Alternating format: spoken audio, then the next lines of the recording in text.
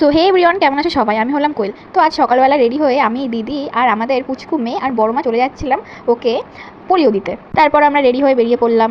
তারপর আমি দেখাচ্ছিলাম যে আজকে বৃষ্টি হয়েছে। আমার দিদি তো নাচ করছিল, কারণ ও বুঝতে পারেনি যে পুচকু আজকে কী হতে চলেছে পুচকুর সাথে। আর এইদিকে তো আমার মাম্মা ঘুমে ব্যস্ত, ওকে কতবার তোলার চেষ্টা করছি কিন্তু ও ঘুম থেকে উঠছেই না।